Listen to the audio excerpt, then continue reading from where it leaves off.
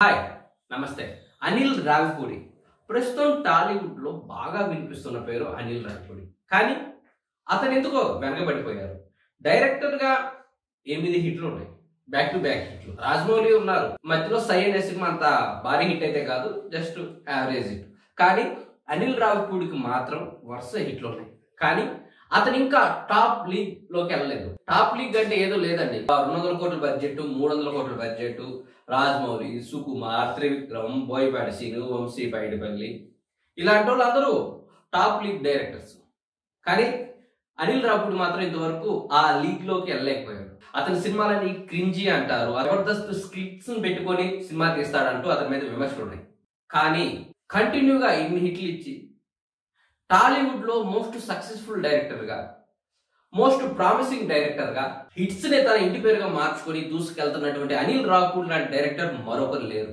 Open మాట్లాడుకుంటే త్రివిక్రమ్ కావచ్చు, రాజమౌళి కావచ్చు, సుకుమార్ కావచ్చు, బోయపాటి శ్రీను కావచ్చు, మిగిలిన డైరెక్టర్స్ ఎవరైనా కావచ్చు, కొరియన్ మూవీస్ లో కావచ్చు, ఇంగ్లీష్ మూవీస్ లో కావచ్చు, అక్కడి నుంచి సీన్స్ తీసుకొచ్చి వాటిని మెర్జి చేసేసి సినిమాలు తీసేస్తారు. ఆ సీన్స్ మనం గమనించే లోపు సినిమా రిలీజ్ అవుతుంది, హిట్ అవుతుంది, లేదా ఫ్లాప్ అయిపోతుంది. కానీ అలాంటి డైరెక్టర్స్ మాత్రం టాప్ లీగ్ లోనే ఉన్నారు. కుటుంబ సమేతంగా ఫ్యామిలీ వచ్చి హాయిగా నవ్వుకొని వెళ్ళే సినిమాలు తీసి నిర్మాతకి పెట్టిన బడ్జెట్ కంటే ఎక్కువ డబ్బులు సంపాదించేలాగా, ఓపెన్ చెప్పాలంటే రూపాయికి రూపాయి లాభం వచ్చేలా అతి తక్కువ డేట్స్ లో అతి మంచి క్వాలిటీతో సినిమాలు తీసేటువంటి అనిల్ రావిపూడి మాత్రం ఇంకా వెనకబడే ఉన్నాడు. రీసెంట్ గా గేమ్ చేంజర్ సంబంధించిన శంకర్ ఒక స్టేట్మెంట్ ఇచ్చారు. నేను 5 గంటల ఫుటేజ్ తీశాను, కానీ దాన్ని 2.5 గంటల 3 గంటలు చెప్పలేకపోయాను, అందుకే సినిమా ఫ్లాప్ అయింది అన్నట్టు అతను మాట్లాడాడు.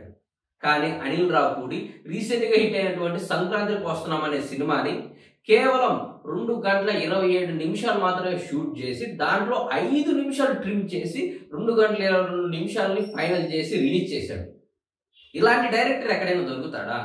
అందుకేనేమో అనిల్ రావిపూడి వెనకబడిపోయాడు. 5 గంటలు 4 గంటలు అంతేందుకు సుకుమార్ పుష్ప ఇండియాలోనే టాప్ మోస్ట్ మూవీ, అలాంటి సినిమాకి ఎన్ని రీషూట్లు పెట్టారు, ఎన్ని డేట్లు, ఎన్ని కాల్ షీట్లు దానికి ఖర్చు చేశారు, ఎంత వేస్టింగ్ కాస్ట్ అనేది దానికి ఉంది, ఎన్ని గంటల ఫుటేజ్ పక్కన పెట్టారు అనేది అందరికీ తెలుసు. రీసెంట్ గా పుష్ప 2కి సంబంధించి 20 నిమిషాల ఫుటేజ్ కలిపారు. ఇప్పటికే సినిమా 3 గంటల పైగా ఉంటుంది, ఇంకా 20 నిమిషాల ఫుటేజ్ కలిపారు. అంటే అసలు ఫుటేజ్ ఎన్ని గంటలు ఉండొచ్చు? 6 గంటలు ఉండొచ్చు, 7 గంటలు ఉండొచ్చు. అన్ని గంటలు ఫుటేజ్ తీయటం నిర్మాతకు నష్టమే కదా. కానీ అనిల్ రావిపూడి అలాంటి నష్టం చేయడు. సినిమాని ఏం తీయాలి, ఎంతవరకు తీయాలి, ఏ షాట్ ఎంతవరకు పర్ఫెక్ట్ గా షూట్ చేయాలి అనేది అతనికి క్లారిటీ ఉంది. మొత్తం సినిమా సెట్స్ మీదకి వెళ్ళక ముందే పేపర్ మీద ఆ షాట్ ని డివిజన్ చేసుకుంటాడు. ఈ షాట్ ఇంతవరకే ఉండాలి అంటే పర్ఫెక్ట్ గా కొలతలు కొలుసుకుని షూటింగ్ వెళ్తాడు. బహుశా అందుకే అనుకుంటా అనిల్ రావిపూడి వెనకబడిపోయాడు. ఇప్పటికీ కూడా ఇన్ని హిట్స్ ఇచ్చి వెంకీ కెరీర్ లోనే 200 కోట్ల సినిమాగా సంక్రాంతికి వస్తున్నాం సినిమాని నిలబెట్టిన అనిల్ రావిపూడిని చూస్తే చాలా మందికి ఒక టాప్ డైరెక్టర్ అనే ఫీల్ కలగదు. అతను ఇంకా చిన్న చూపే చూస్తున్నారు. మరి ఆ కోణం ఏంటో అర్థం కావట్లేదు. రీసెంట్ గా రాకు మహారాజ్ కావచ్చు, 100 కోట్లు పెట్టి తీసినటువంటి గేమ్ చేంజర్ సినిమా కావచ్చు, ఆ సినిమాకి వెళ్ళి వచ్చిన వాళ్ళందరూ ఓకే అనుకున్నారు, కొంతమంది ఇదే సినిమా అనుకున్నారు. కానీ సంక్రాంతికి వస్తున్నాం అనే సినిమాకి ప్రతి ఒక్కరూ హాయిగా నవ్వుకుంటూ థియేటర్ నుంచి బయటకు వచ్చారు. అట్లా ఆడియన్స్ ని నవ్వించే డైరెక్టర్ ఎవరున్నారు ఇప్పుడు? రామ్ చరణ్ కావచ్చు, ఎన్టీఆర్ కావచ్చు, ప్రభాస్ కావచ్చు, అల్లు అర్జున్ కావచ్చు, చిరంజీవి కావచ్చు, ఎవరైనా సరే సంవత్సరాల తరబడి సినిమాలు తీస్తున్నారు. ఒక్కొక్క టాప్ హీరో 3 సంవత్సరాలు 4 సంవత్సరాలు సినిమా కేటాయిస్తున్నారు. గేమ్ చేంజర్ కి రామ్ చరణ్ 3 సంవత్సరాలు ఉన్నాడు. ఇప్పుడు మహేష్ బాబు రాజమౌళి సినిమాకి 3 సంవత్సరాలు ఉంటారు, 4 సంవత్సరాలు ఉంటారో తెలియదు. ఆర్ఆర్ సినిమాకి 4 సంవత్సరాలు కేటాయించారు. బాహుబలి సినిమాకి ప్రభాస్ 5 ఏళ్ళు కేటాయించారు.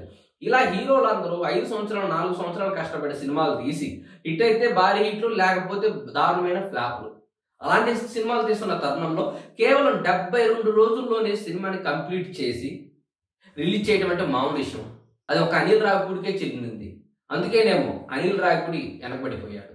కాబట్టి ఇప్పటికైనా సరే తెలుగు ప్రేక్షకులు సరే సినిమా ఇండస్ట్రీకి సంబంధించిన వాళ్ళు ఎలాగ అతన్ని గుర్తించరు. ఎందుకంటే గుర్తించాలంటే ఈగో ప్రాబ్లమ్స్. కాకని తెలుగు ప్రేక్షకులు తెలుగు సినిమాని ప్రేమించే ప్రతి ఒక్కరు అనిల్ రావిపూడి గ్రేట్నెస్ ని మెచ్చుకోవాలి. బహుశా ఇప్పుడున్న కాలంలో అనిల్ రావిపూడి లాంటి డైరెక్టర్ లేకపోతే తెలుగు ఆడియన్స్ ఏమైపోతారన్న భయం అయితే కలుగుతుంది. ఎందుకంటే భారీ సినిమాలు, భారీ గ్రాఫిక్స్, నరుకుడు, కొట్లాట్లు, ఒక్క కత్తేటికి 100 మంది చనిపోవడం, ఇలాంటి వైలెన్స్ మూవీస్, కేజీఎఫ్ లాంటి మూవీస్, సాలార్ లాంటి మూవీస్, దేవర్ లాంటి మూవీస్, పుష్ప లాంటి మూవీస్, భారీ విజువల్స్ చూస్తున్న జనానికి కాసేపు హాయిగా నవ్వుకోవటాన్ని, తమను మర్చిపోయి హాల్లో పగలబడి నవ్వే లాంటి సినిమాలు తీస్తున్న అనిల్ రావిపూడిని ఎంత మెచ్చుకున్నా తక్కువే చెప్పాలి. అలాంటి డైరెక్టర్కి మాత్రం తగిన గుర్తింపు అయితే రావట్లేదు. ఇది ఖచ్చితంగా తెలుగు ఆడియన్స్ చేస్తున్న తప్పు. కాబట్టి ఇప్పటికైనా అతన్ని గౌరవించాలి. అతనికి రావాల్సిన క్రెడిట్ అతనికి ఇవ్వాల్సింది. లేదు ఇంకా అనిల్ రావిపూడిని మేము టాప్ డైరెక్టర్ లీగ్ లో చూడము, అతను ఇంకా చిన్న చిన్న సినిమాలు తీసుకునే డైరెక్టర్, అతను ఇంకా జబర్దస్త్ స్క్రిప్ట్స్ ని మార్చి సినిమాలు తీసే డైరెక్టర్ గానే మేము చూస్తామంటే అది మీ కర్మ.